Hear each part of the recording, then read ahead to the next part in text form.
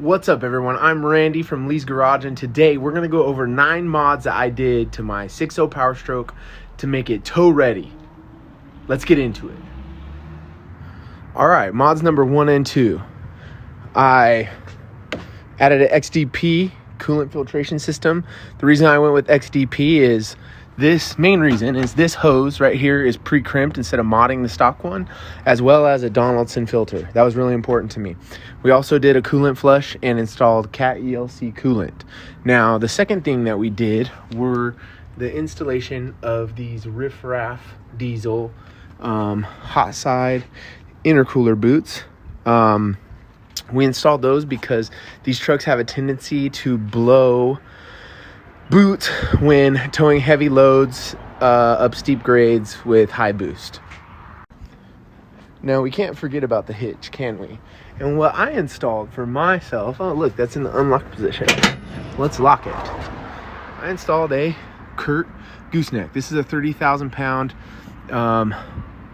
Hideaway Gooseneck, and I'll primarily be using this vehicle to tow a 16,000 pound fifth wheel that has a Gen Y gooseneck adapter on it's not an adapter, a gooseneck pin box on it, so I use that. And then the fourth mod was this Curt 20K 2.5 inch receiver with a bulletproof 22,000 pound drop hitch. That there that's going to tow everything that I need to tow. I will be towing a 14,000 pound dump trailer, as well as miscellaneous car trailers, etc.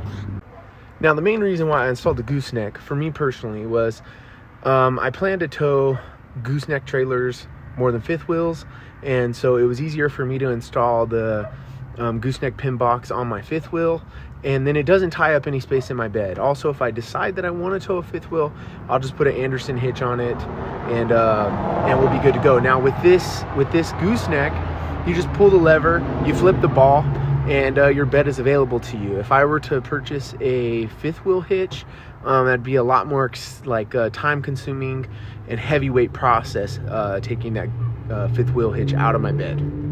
Now, in here, I have a CTS Edge. This is a Edge CTS 2, and that, let's actually show you real quick some of the things that I personally monitor when I'm towing. I also installed the EAS, it's expandable something system, and that, what I did end up installing was a EGT probe. All right, so let's dig into what I am monitoring here. One of the most important things I'm monitoring here is EGT. We don't want to let that get too high. I don't know the numbers right off the top of my head. I think it's 13 or 1400 degrees Fahrenheit. You're going to start damaging things. Sustained. Transmission fluid temp, very, very important. We're towing a fifth wheel that ranges somewhere between 14,000 dry to close to 17,000 gross. Trans fluid temp is very, very important. I like monitoring boost. It's a little less important, but I like to monitor it. Gear and torque converter lockup, I like watching that. I like seeing what's happening, what gear I'm in, know if I need a downshift, etc. ICP pressure, this is just something that this gauge kind of I change it, you know, depending on what I kind of want to look at the time being. But the ICP pressure, I like keeping an eye on that every once in a while.